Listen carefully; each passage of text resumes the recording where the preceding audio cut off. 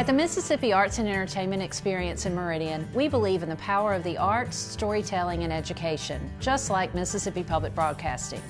MPB connects communities across the state with quality programs that inform, inspire, and engage. Their audience is loyal and appreciative of businesses that support public broadcasting, which makes underwriting on MPB a smart investment. Join us in supporting MPB. Learn more at mpbfoundation.org. School choice, rural hospitals, voter access. The 2026 Mississippi Legislature will impact you and your family for years to come. MPB brings you At Issue, a weekly analysis of the legislative session and the issues affecting you with perspectives from both sides of the aisle. Brandon Jones and new At Issue analyst Rebecca Staples join me, Wilson Stribling, every Monday at 5 p.m. only on MPB Think Radio and wherever you get your podcasts. MPB, your stories, our mission.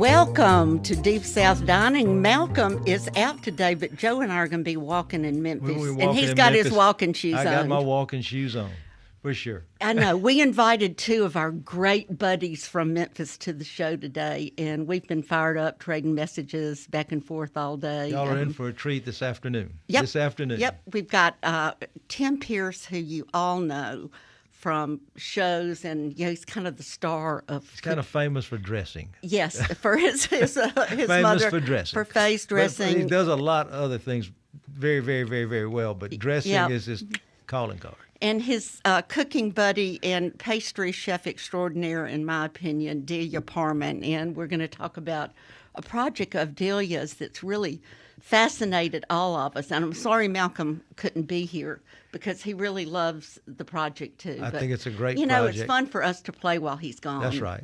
Don't tell him how much fun we had. I know it. And so we'll do more of that. We'll talk more about that later. But hey, Joe, what's going on? Well, we had guests at our home last night for dinner, and we made. And who were those guests? They were Chris and Mona Nicholas, and Larry and Debbie Skelton. Larry and Debbie Skelton are my son's in-laws, and so everybody had to bring something. So we did the beef bourguignon. I did all the prep. Mary Pryor did the cooking.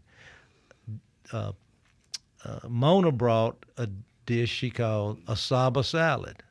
Shaba salad. I said, a Shaba salad. So I looked it up, and it's great. It's a Shaba salad, but it's only called a Shaba salad because the grandfather, which Shaba is grandfather in Hebrew, likes to have that salad with every one of his meals. So his granddaughter named it the Shaba salad. But actually, it's a Persian salad, and the Persian name of it is Shirazi, and it's wonderful. It's got avocado in it. It's made with avocado oil, lemon juice, and it's got Persian cucumbers, but I think we'll have to stick to English cucumbers. That's kind of what they look like. Now. That's what they look like. Anyway, it was delicious. And then Debbie brought a coconut cake, and I brought Carol. I brought Carol a piece. I know because I could have eaten the whole thing last night, but I didn't. But Debbie Skelton, she knocked this one out of the park.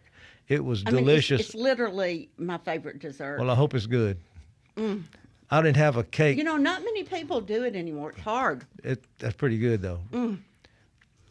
Wow, thank you. You're welcome. I didn't have a cake dome, so I took the salad spinner bottom and turned it upside down and put it over the plate that had the cake on it. What you gonna do? You gotta improvise. Well, I saw something that you made that absolutely was the most Joe Sherman thing I've seen. It was Dunkin' Donut bread pudding. It was delicious. I used 13 stale donuts. And you do own a Dunkin' Donut I do shop, own a Dunkin' Donut, so we have plenty stale donuts. And they were it came out perfectly. I used the recipe I found online, and then I used Mary Jane Duncan from St. James, who does all the bread pudding for the Shrove Tuesday at the Episcopal Church. Last year I did it because she went to Memphis to teach Ollie how to do it at the church up there. So I used her finishing sauce on the Dunkin' Donuts quote unquote bread pudding, and it was excellent. So did you use a regular bread pudding recipe, or is there such a thing as a Dunkin' Donuts? I don't know if it's a regular. It's not as complicated as a regular bread pudding recipe. Okay, it's a lot easier. It's very simple. Very simple. Just look up Dunkin' Donuts stale donut bread pudding, and so it's a thing. Yeah, so you can look up recipes for things to do with stale Dunkin' Donuts. That's right. Well, yeah, except throw them away. Right. That is hysterical.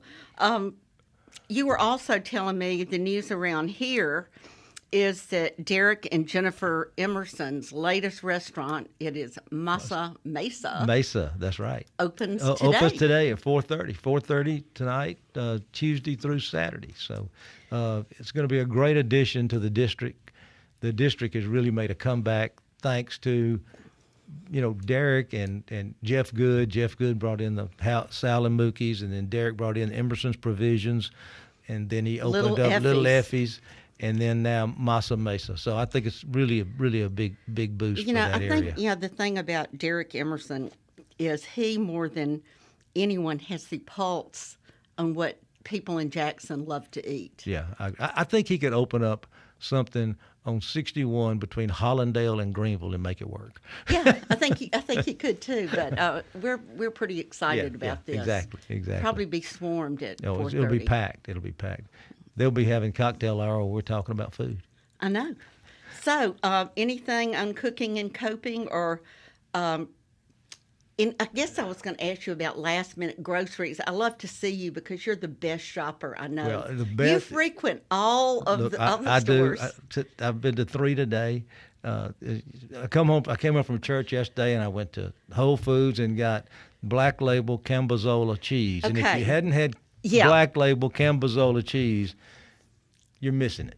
It's a combination of Camembert and Gorgonzola, and it's delicious. I mean, Cambozola. It's wonderful. So it's real spreadable? Yeah, it's spreadable, sure. But I mean, you can spread it on a pizza, but it's great to eat on crackers. Okay.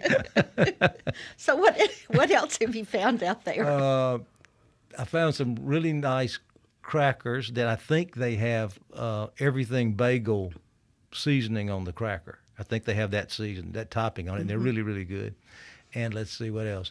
And then, of course, at Corner Market, they have the THC drinks, Oh, yeah, high rise. High rise. And then, as y'all talked about 2 weeks ago, at Fresh Market, they have the muffalettas from Progressive Grocery.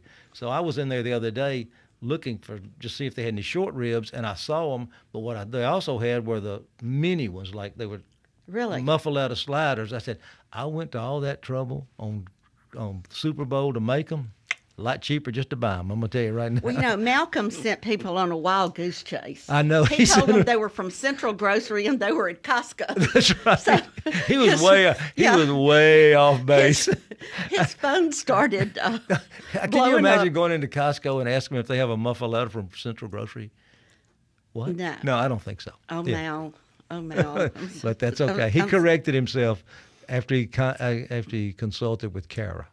Yes, yeah. Let me see what else is going on. Of course, it's National Crab Meat Day today. Man. So, happy National Crab Meat Day. Thank you. You asked what we've been doing copycats.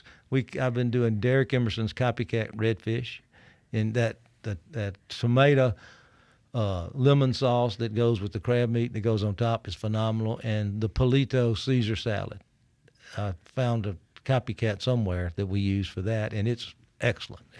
And then Mary Pryor found this, what's it called? I was telling you about Hungarian mushroom soup. So I'm looking at all the ingredients, and I'm saying, what makes this an Hungarian dish? And the only thing I could find that made it a dang Hungarian dish was you had to use Hungarian paprika. So I'm using corner market paprika. So maybe it's a corner market mushroom soup, because that's what I did. Yeah. I mean, there's some good eating going on. It was good. Did you happen to see Charlotte Duck Pelton's post on cooking and coping? With the shrimp risotto? Yes. Yes. But this is what I love about Mike Wagner and Two Brooks Farm. You know, she's in Florida. She's one of our great friends and listeners, and originally from Jackson. So she orders rice from Two Brooks Farm in Mississippi. And on the bag, he wrote, "Hey, Charlotte, saw you ordered sable. Try this," and sent her a bag of arborio. I mean, that kind of tells a story. That's what it's all about. That's what it's all about. Two Brooks is the official rice of cooking and coping. That's right. Everybody's So doing what have it. you been cooking? I really have to say not too much. Fish. Fish. That's good. Lots of fish. Well, we did tuna crudo. Oh, Joe. We did a tuna crudo dish. It's not very clear. And then we did some bourbon bacon Brussels sprouts, which were phenomenal. Oh, I need to be coming over to your house that we're close. We're not far. Now that we're close by. I can't even think of anything exciting I did. Yeah, last week was just kind of a weird week at our house, and there was some serious eating out going on. Well, I'm sure. Like there was some Amerigo's crawfish pasta in the mix. Really? I didn't know they had a crawfish pasta. They do. It's on their Saturday brunch menu. Wow. Huh. And the reason I've been tied up is because there's been a lot going on out at Tougaloo College, and had 2 full days worth of meetings, and I was just coming home and just, falling on the floor at night. And then on Saturday, our board member group went to Amerigo for brunch, and we had a wonderful time. They have the best eggs Benedict on crab cakes. It was delicious, with polenta instead of grits. So it was more of an eating week. Okay, so you're just eating, not cooking. Yeah, right? but That's I'm going to get back to it. Okay. You got to do it. That's my favorite pastime. Well, you know what we're going to do here? We are going to take a break, and when we come back, we're going to introduce our friends Tim and Delia, and hope that we get invited to Memphis soon. Again. Okay, we'll see you when we get back.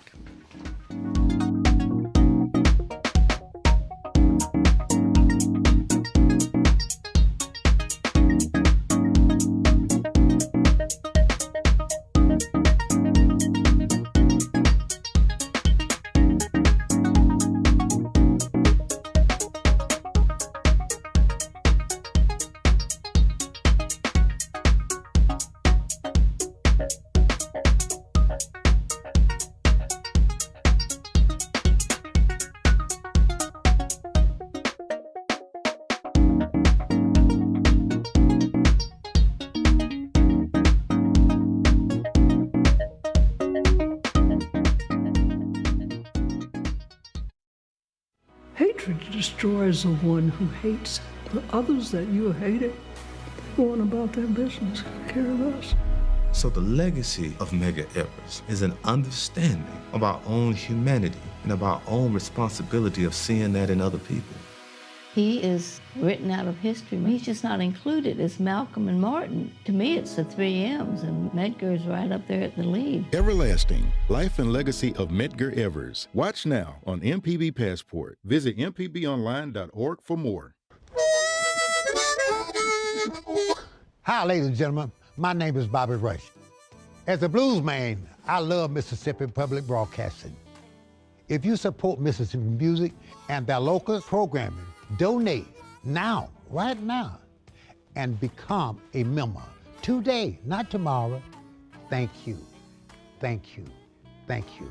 Doesn't matter how big or small, but we prefer big. Thank you very much.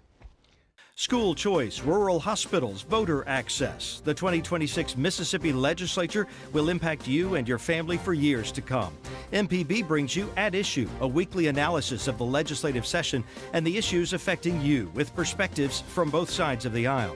Brandon Jones and new At Issue analyst Rebecca Staples join me, Wilson Stribling, every Monday at 5 p.m. only on MPB Think Radio and wherever you get your podcasts. MPB, your stories, our mission.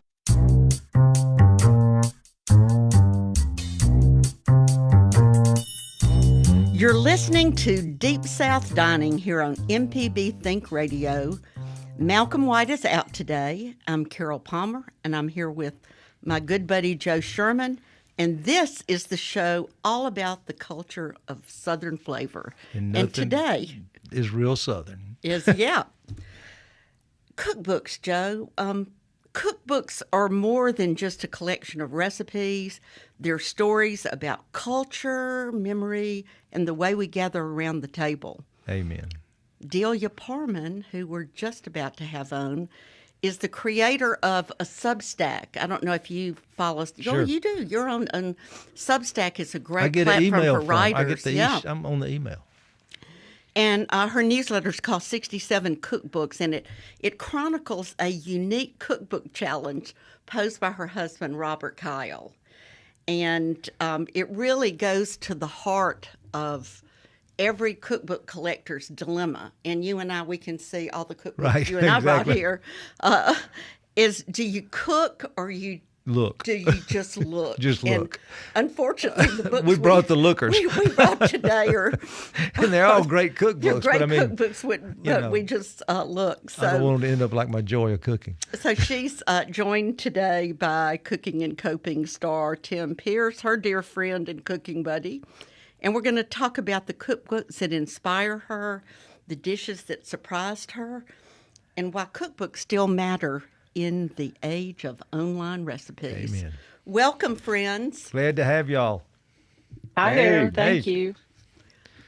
What's Great going to on? see you all. Yeah, Good to what's see going you. on in Memphis Both of today? you. We're on the backside of a little storm. Are you? Yes. Oh, wow. We had I think we sent it to you. Yes. Thank you. Thanks. You know, Joe and I had the just wonderful invitation to Tim's house. Invitations to Tim's dinner table are very coveted, and it was a couple of summers ago. Yes. We were invited to a dinner party at Tim's in Memphis, and we met Delia and we met Robert. And, you know, just what a great couple and great cooking couple. And I've, ever since, you know, just I watch everything Delia does. You know, Tim is always posting y'all's dinners. And they're wonderful, you know, tarts, peach tart, strawberry tart, galette. You must really love the baking end of the business. I really do. I enjoy cooking just about anything, but for some reason, a few years ago, I decided I wanted to really start baking seriously, and I really enjoy it. I like being very specific about the ingredients, and I like something that takes a lot of time. I talk to Tim all the time about my project cooking. You know, if you want to make puff pastry, it's a project, and it takes 2 or 3 days. And sometimes and not it many doesn't people work. make puff pastry anymore.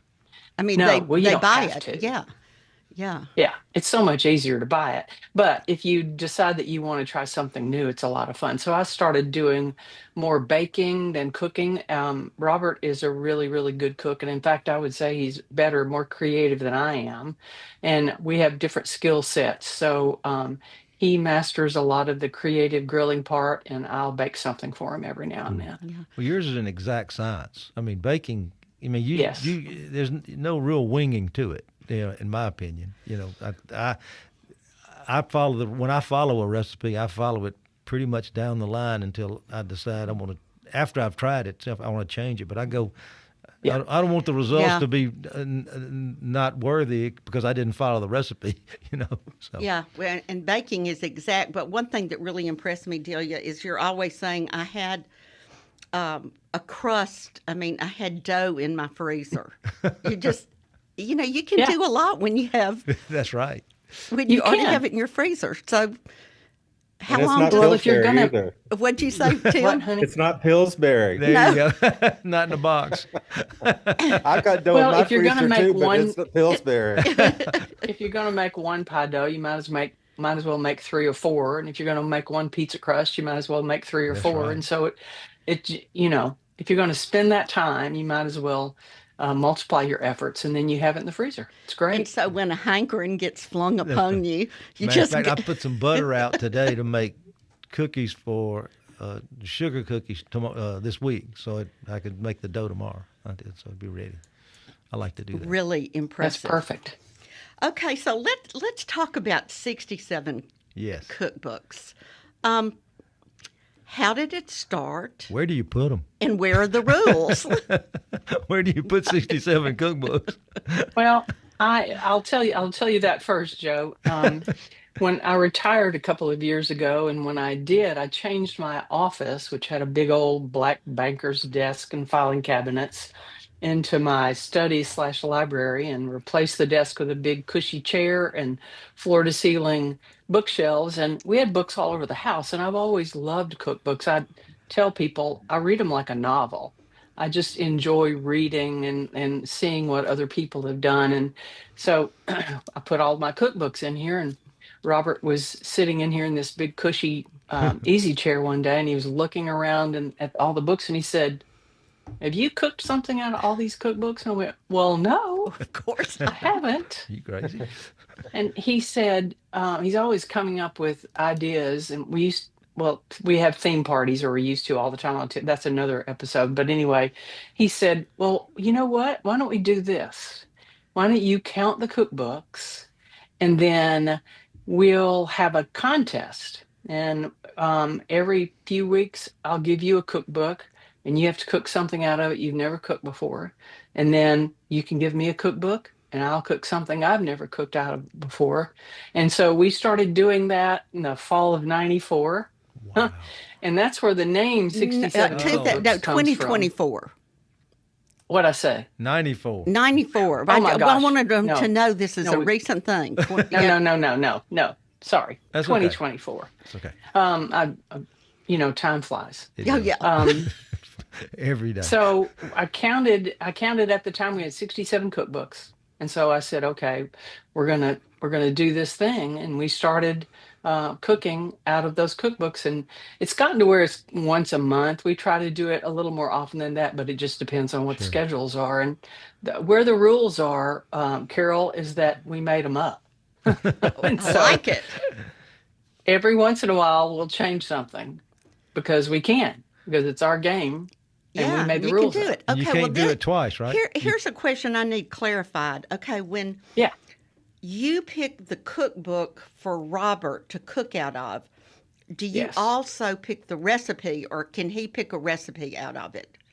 He gets to pick the recipe. So the recipient of the cookbook gets to pick out whatever recipe they want to cook from that cookbook, but it's supposed to be something they've never made before.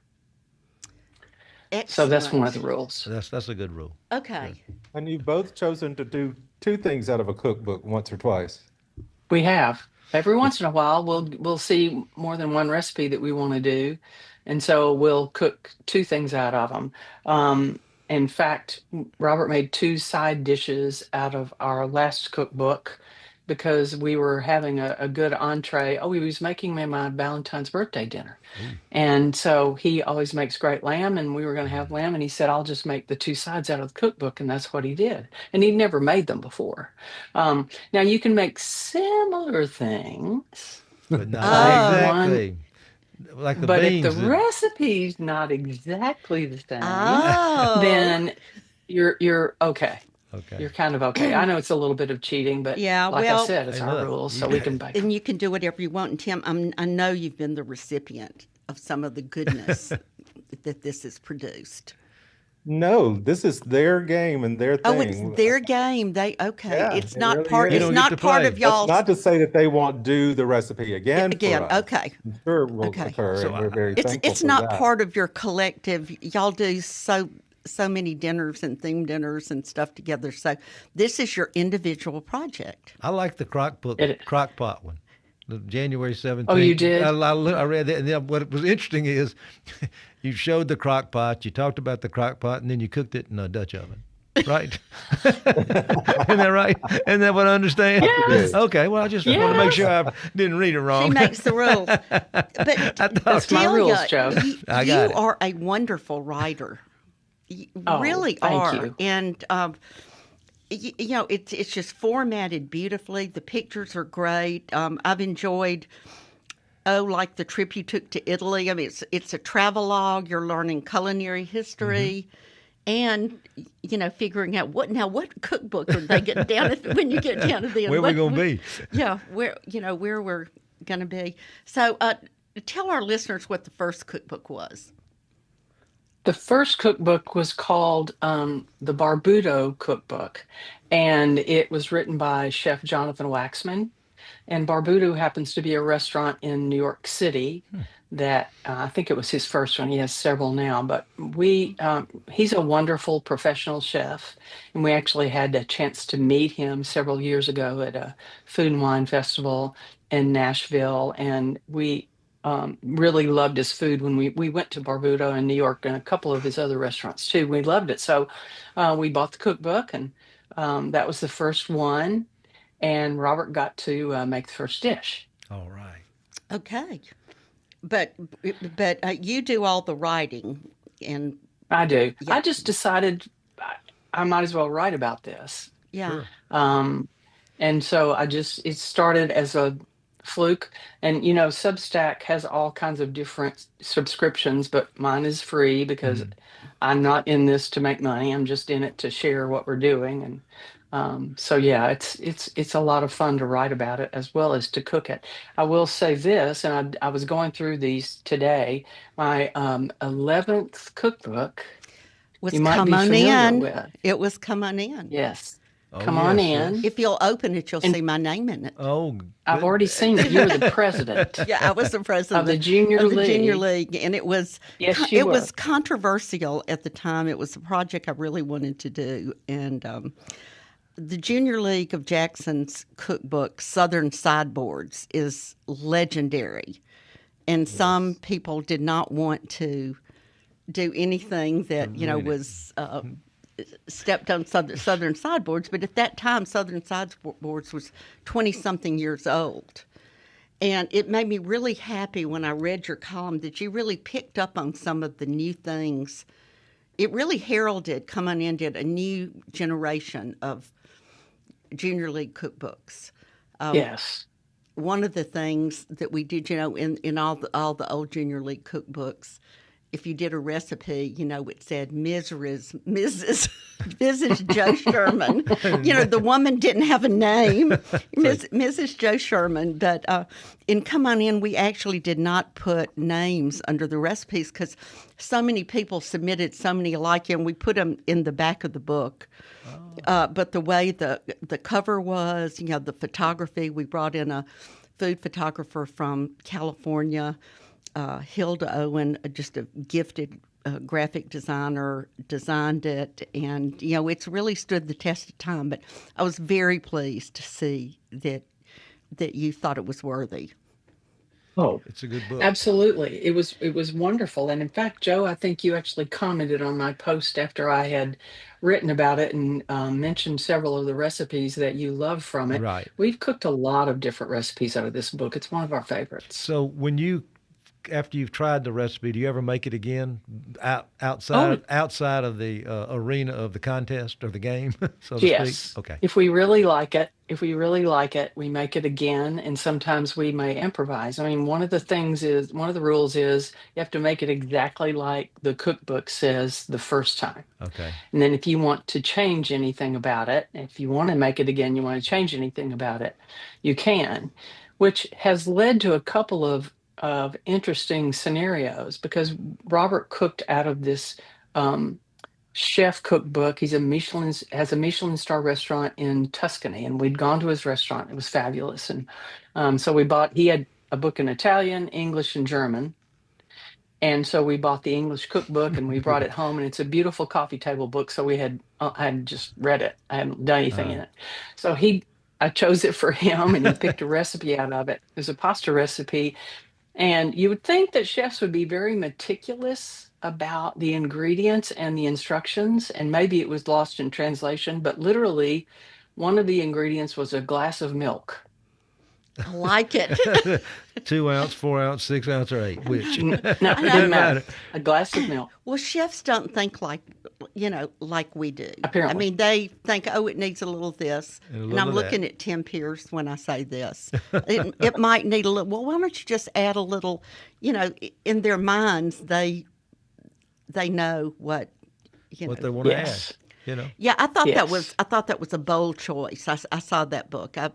I have many. Joe and I brought books today that, just kind of that fit in with your challenge. And I mean, I could have bought 30 books, coffee table books from other countries. Well, I could have brought more, but I had to go to the attic. I know that that I've never touched. I mean, they're just coffee table books. That's right. I wouldn't take on that challenge. I have that big John Folse book. Oh, yeah. Got 2 of those. I mean, I do too. They weigh like 50 pounds. I know, you can put 4 legs on it and make it a table. I mean, come on. Have you cooked something that just completely failed? Yes. Well, yes. That recipe that we were just talking about, Robert considered it a failure. I did not, because he made homemade pasta.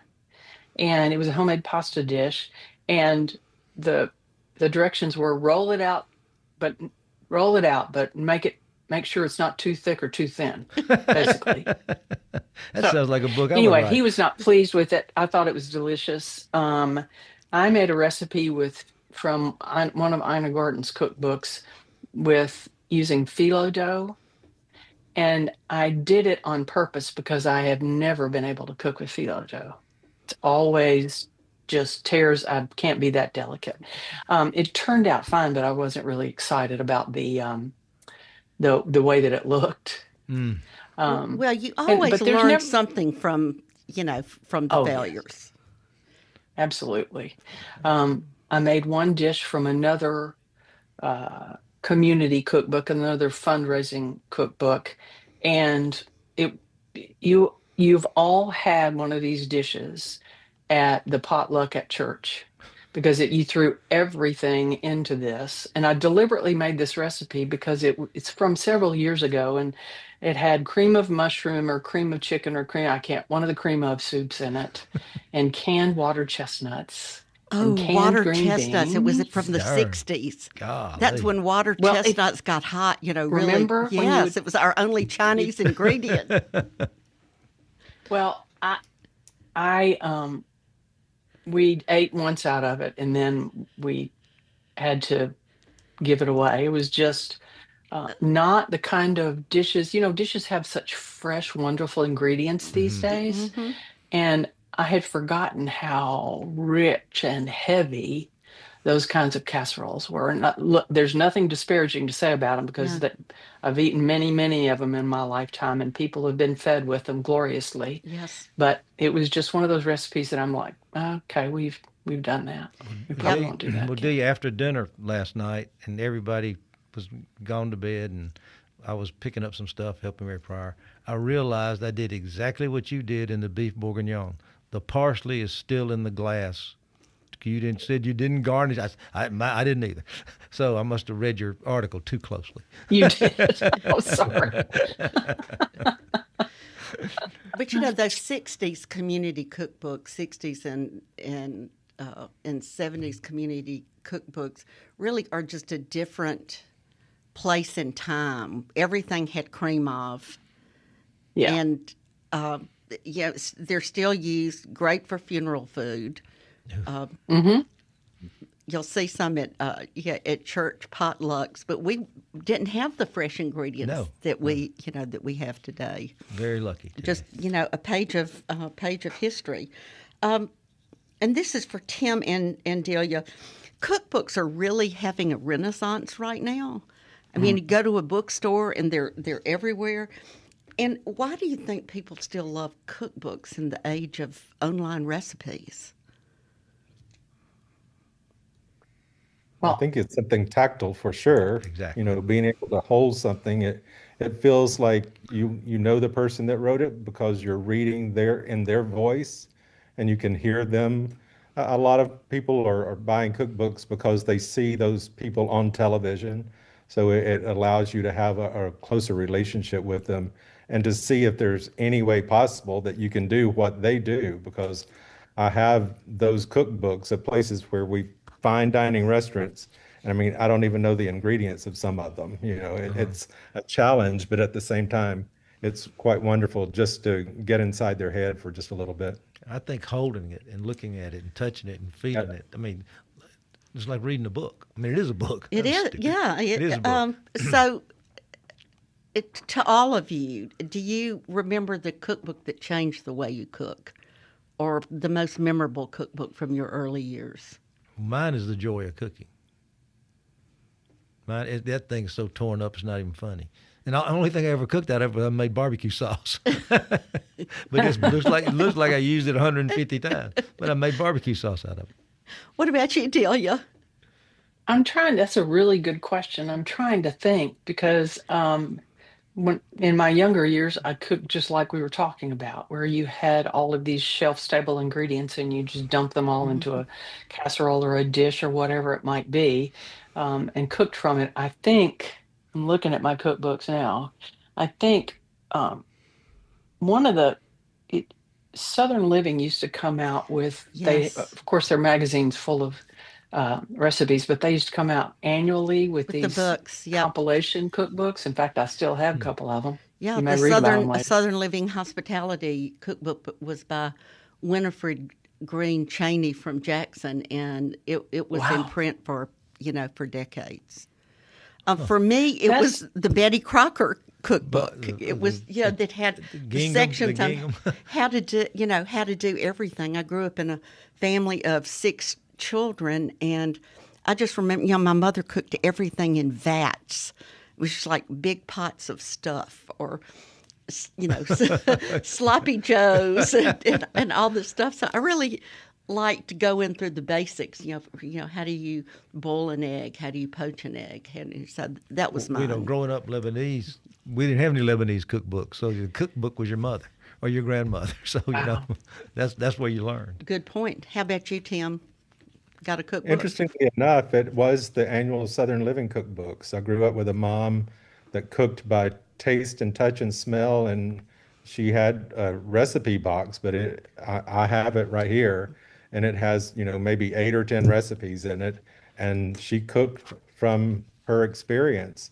But then all of a sudden, when Southern Living came out, she started getting those annual cookbooks, and I looked at the cookbooks more than she did.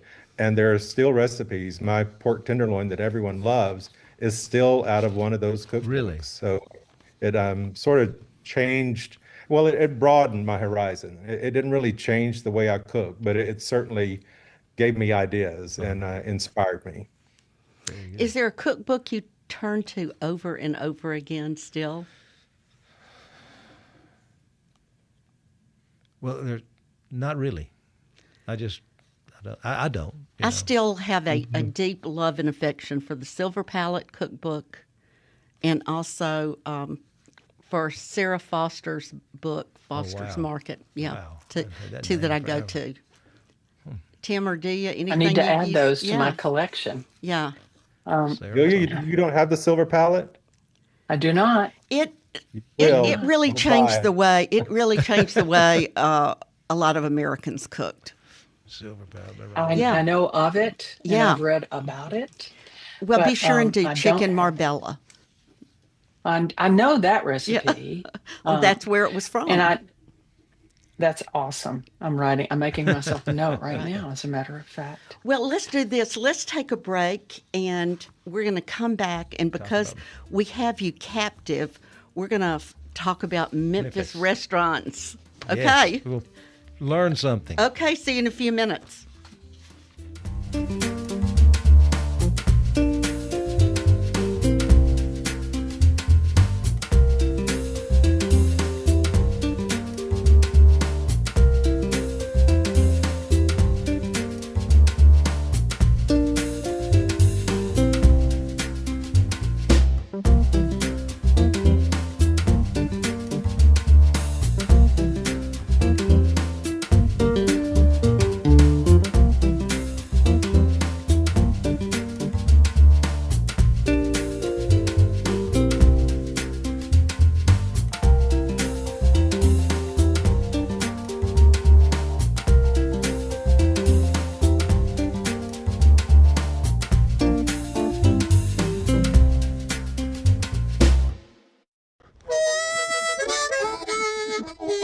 Hi, ladies and gentlemen. My name is Bobby Rush. As a blues man, I love Mississippi Public Broadcasting. If you support Mississippi music and their local programming, donate now, right now, and become a member today, not tomorrow. Thank you, thank you, thank you. Doesn't matter how big or small, but we prefer big. Thank you very much.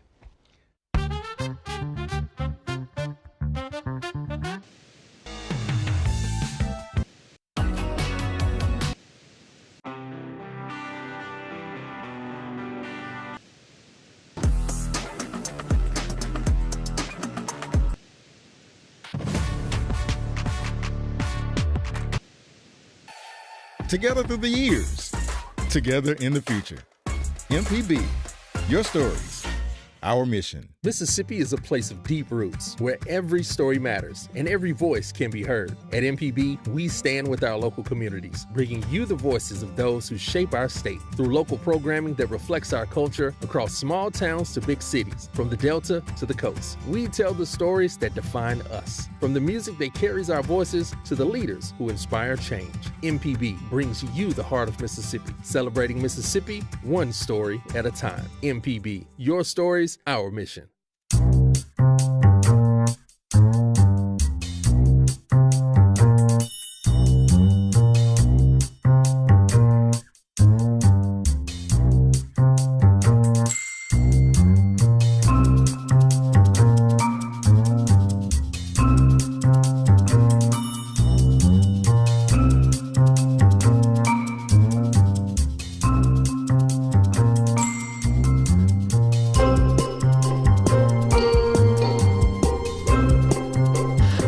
Thank you, Marissa, for humoring me on that. You're listening to Deep South Dining here on MPB Radio. That was T. Graham Brown with Memphis Women Fried Chicken. I'm Carol Palmer.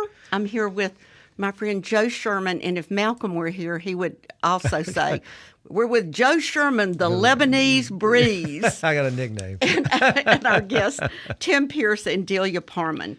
But before we get into Culinary Memphis, Marissa just popped her head in with just something wonderful that ties to our community cookbook stories.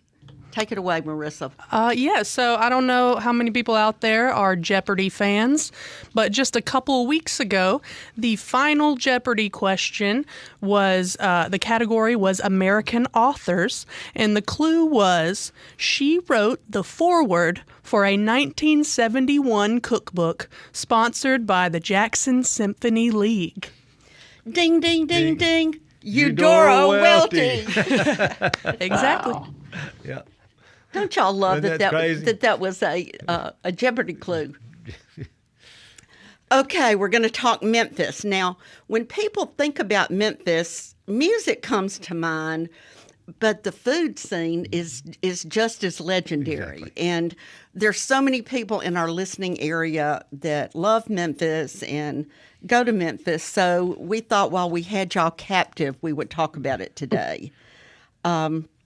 So let's talk about when someone visits Memphis for the first time, what food experiences absolutely cannot be missed. And we're going to start with barbecue.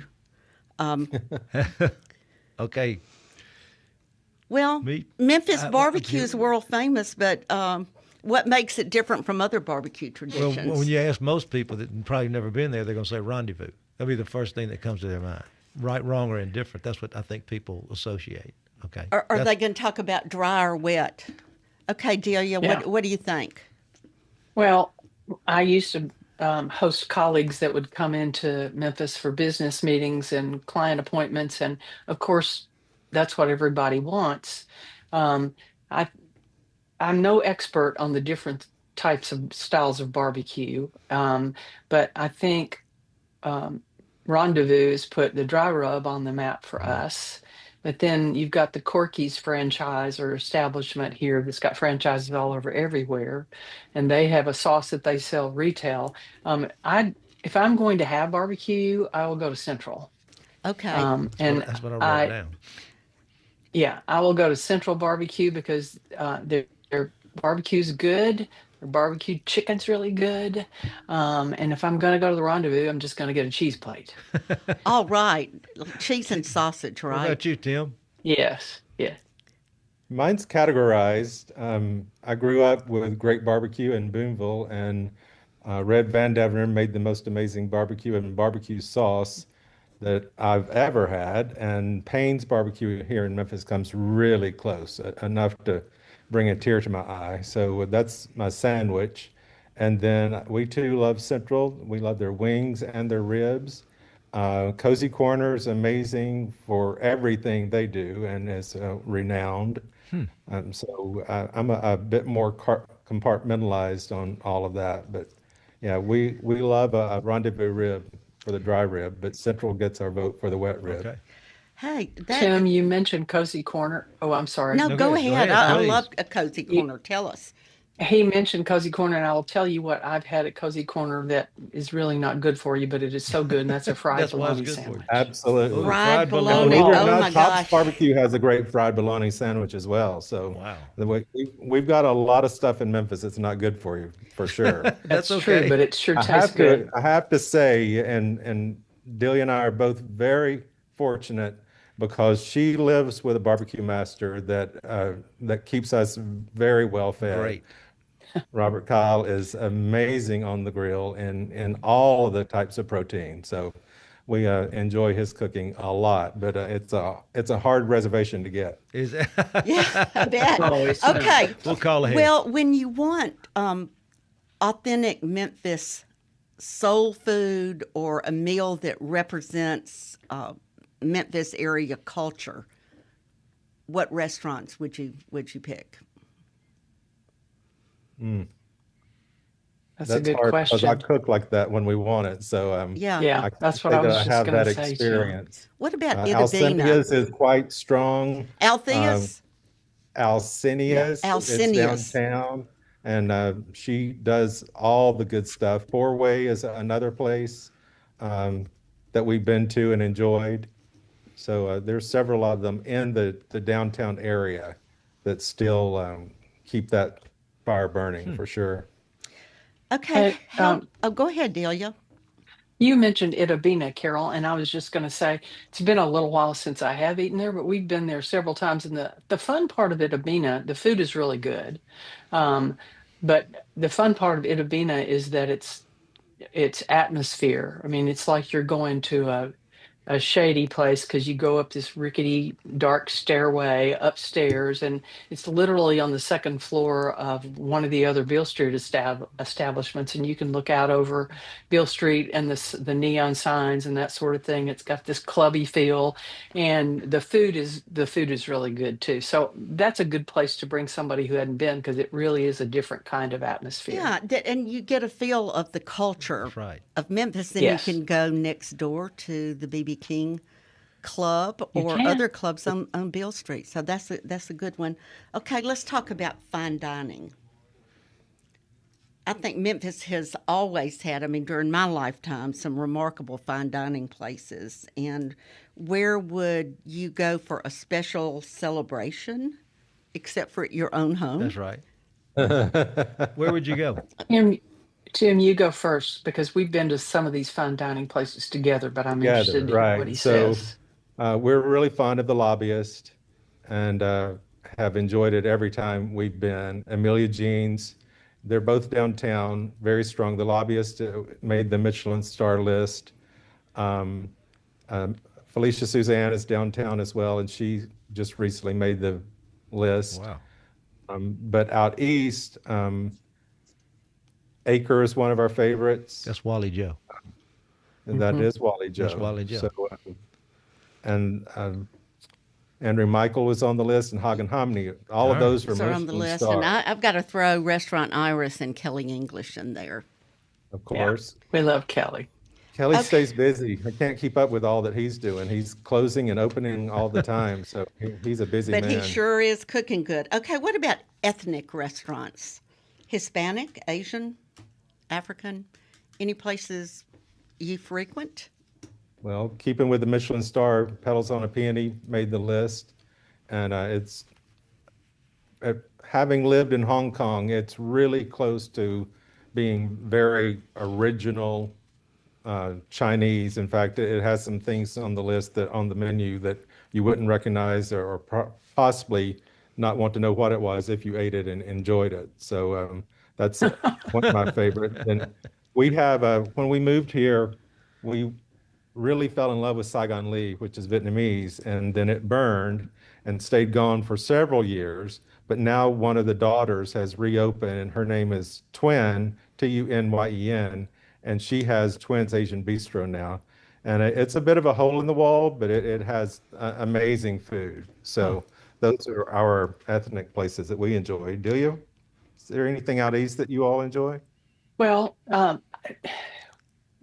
not an ethnic place that we enjoy, but one thing I'll tell y'all is if you want to go to a Chinese restaurant and eat authentic Chinese food, you know, the places that have two menus, one for the Americans and one for the people who eat real Chinese food, you need to take Tim Pierce with you because he knows how to order off those menus. So when I want Chinese food, I just say, Tim, where can we go? And you have to order everything. What about Las Tortugas? That was a place closer to us. We used to go to New Asia. Well, not used to. We still go to New Asia in Germantown, and it's just like eating in China, you know. So those places.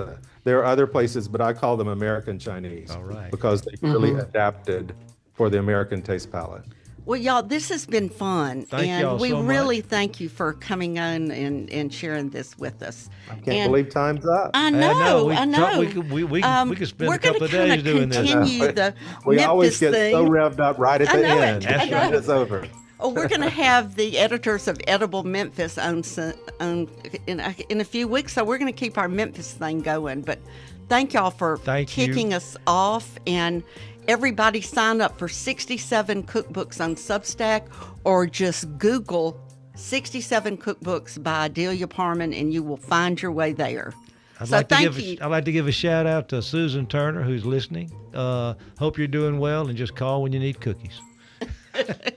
Bye, everybody. We'll talk to y'all soon.